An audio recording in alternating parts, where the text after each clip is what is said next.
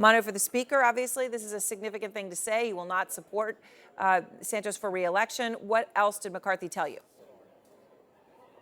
Yeah, that's right, because typically the leadership will support any incumbent member who is running, even incumbent members who are facing primary challenges. McCarthy making clear to me just moments ago that he will not support George Santos running for re-election. Santos, of course, at that defiant press conference after he did plead not guilty to those federal charges, said that he would, in fact, run for re-election. But McCarthy said that he would not support him if he did it. And I asked McCarthy, will you try to defeat him in any sort of primary campaign? Because already there are primary challengers who are lining up against Santos. And he said Santos has a lot of things going on. I think he has other things to focus on in his life other than running for re-election. I went on to ask him about calling on him to resign. McCarthy has not gone as far as calling on him to resign, saying that there is a process that plays out here, and he says that there have been members who have been indicted, cleared, and still continue to serve. So his bar has been different on that issue. But he did say that he would call on Santos to resign if the House Ethics Committee, which is also launching an investigation into Santos, comes back and finds that Santos broke the law. I asked McCarthy directly, I said, if the ethics committee comes back and finds that Santos broke the law, alleges that he did, would you call him to resign? McCarthy said, quote, yes. So that is the speaker's bar in trying to push Santos out. Now, there is a serious political consideration here as well, because if you were to resign right now, that would set up a special election in his district, potentially could swing to the Democrats. The Democrats have an advantage in that district. McCarthy can only afford to lose 4 Republican votes in any close vote. If that became a Democratic seat, he could only afford to lose 3 Republican votes, narrowing his already very tight margin in the House. So he would rather see Santos serve out and not run for re-election. But if he runs for re-election, the concern is, Aaron, that could harm their chances of holding on to that very important seat in New York. So news here, Kevin McCarthy saying he will not support that effort by Santos to run again. All right, that's significant. Obviously, the ethics committee thing also significant, that he would then, he's formally giving a line of what would it take for him to call on for a resignation for Santos. All right, Manu, thank you so much breaking all that news. Wolf, and that is a development and a real move for the speaker. Yeah, that is major development indeed. And as Manu just mentioned, Santos is clearly very defiant right now, speaking to reporters on his way out of the courthouse earlier today. Listen to this. We have an indictment. We have the information that the government wants to come after me on, and I'm going to comply. The reality is it's a witch hunt. Santos could face up to 20 years in prison if convicted. CNN's Paula Reed has the details. New York Republican Congressman George Santos adopting the Trump playbook after being indicted on 13 criminal counts. The reality is it's a witch hunt. Surrounded by reporters after his initial court appearance, Santos was pressed about allegations he fraudulently received more than $24,000 in unemployment benefits during the COVID-19 pandemic while he was working at a Florida-based firm. This is part of my defense. This is inaccurate information, and I will get to clear my name on this. During the pandemic, it wasn't very clear. I don't understand where the government's getting their information, but I will present my facts. The indictment, spanning 20 pages, details allegations that Santos illegally solicited campaign contributions, which were then funneled into his personal bank accounts and used for various personal expenses, including credit card and car payments, personal bills, and even designer clothes. And federal prosecutors allege he made false statements on multiple financial disclosure statements filed with the House of Representatives prior to being elected in 2022.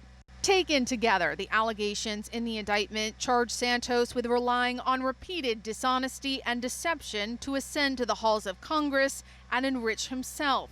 The U.S. attorney said in a statement, Santos pleaded not guilty to all charges and was released on $500,000 bond.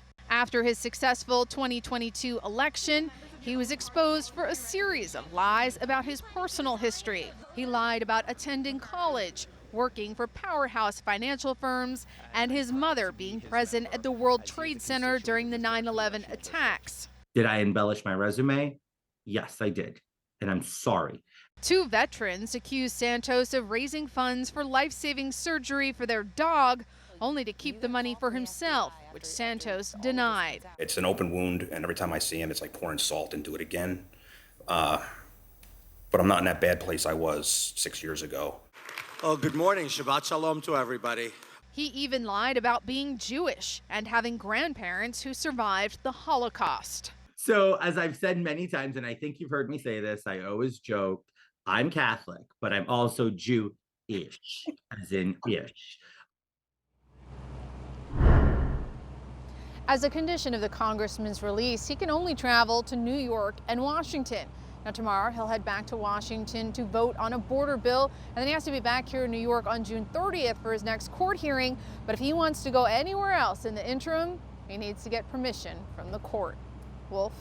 All right, very dramatic developments indeed. Paula, thank you very, very much. Aaron, over to you. All right, and so let's bring in our panel here now. Scott Jennings is with me, former senior advisor to Mitch McConnell. Karen Finney, former senior spokesperson for Hillary Clinton's presidential campaign. Scott Brown is with me, former U.S. ambassador during the Trump administration and the former Republican senator from Massachusetts, along with Ryan Goodman, former special counsel of the Defense Department. Okay, so we've got this breaking news. Scott, here it comes out. McCarthy is saying not backing the re-election campaign for Santos and saying if the House Ethics Committee, comes with a guilty conclusion, then I'll ask for his resignation. How significant is that at this point? Well, pretty significant because all the processes that are in place right now, the legal process, which he's obviously under threat, the ethics process, and the political process by which he would return to the Congress in the next election, all of these things, he's under siege. McCarthy's saying he wouldn't back him for re-election. Obviously, there are primary candidates lining up to run against him. If the Republican Party wants to support someone else there, they can, they should, and I suspect now that the voters know who this charlatan really is, they will want someone else. So all the doors that he could possibly escape out of this room are being closed in his face today. Ambassador, when people think about the DOJ, they don't generally think, certainly in the context of recent broader conversations, they don't generally think of speed. Okay, but this was fast. Yeah. This was fast, but that doesn't surprise you. No, not at all, because a lot of what they're relying on are his personal filings. As you know, as a former senator and ambassador, you have the FEC filings, you have ethics filings, and that's you. You've submitted these documents. So they have what's called a paper case, and if they're just saying, hey, did you or did you not? You said you did. How do you explain it? Those move pretty quickly, and they're fairly easy to prosecute. But he could face 20 years. As you read through this, all these charges, Ryan, how solid is this case? Is it, as the ambassador is indicating, a black and white paper case, basically? I think it's super solid. As the ambassador says, it's all based on documentation. They didn't really need testimony from witnesses or things like that. For example, either he did or did not receive over $100,000 in salary while he was claiming unemployment insurance, did or didn't. Either he did or did not tell the House in his disclosure forms that he received the unemployment insurance checks, and he apparently didn't. Either he did or did not communicate with donors and say, oh, you give me $25,000, I'll put it into political advertising, but instead he funnels it through and then pays for luxury goods. So Karen, what is the significance? I mean, McCarthy, in a sense, he doesn't really have a choice. If the Ethics Committee was going to come out and say guilty, he was going to have to probably call for resignation anyway. But he comes out and says this. That, of course, would then force a special election, as Manu was laying out. Right. This is a swing district. It's but predominantly Democratic. District that, for various reasons, right? It was more about the policies they wanted than it was about George Santos himself. It's a risky special election. McCarthy only has, as Manu said, 4 seats he can afford to lose. That's right. It would be incredibly risky, and I do think actually a Democrat would win. As you mentioned, it's a heavily Democratic district. I think many in the district just really weren't taking it very seriously, if I'm being honest. So. But now the stakes are much higher. It's not surprising. It was relatively easy for McCarthy to come out and say that he wouldn't support him for re-election, because the truth is he needs him now. I mean, you heard Santos, when he left the courtroom, talk about how he wanted to get back to vote on the border bill. So it's that those pieces of legislation that McCarthy is trying to get through, that he is using as part of his negotiations or messaging against Biden. He needs him, and he needs those votes. But it puts the urgency of this front and center, Scott. 4-vote margin. Yeah. And this is something that could play out. I mean, again, as the ambassador was saying before we came to air, the ethics committee is very secretive. You don't know where they are in their process, but that could come relatively quickly, and then all of a sudden, boom, special election. Yeah, and it would be very competitive. I don't know who the Democrats would nominate or who the Republicans would put up, but I suspect both parties would be all in on it. I mean, a Republican did win here, even though people weren't paying a ton of attention, and I don't think Biden's getting any more popular by the day. So I think it would be a very competitive race, but this is the wages, by the way, of not doing as well in the midterm as we should have. You know, the margin shouldn't be this You don't have margin for You don't error. have the margin. That's right. May I just add something? This should come to no surprise to anyone. The policy, as Scott said, and the attorneys, the professor said, they're spot on. The legal is playing its role.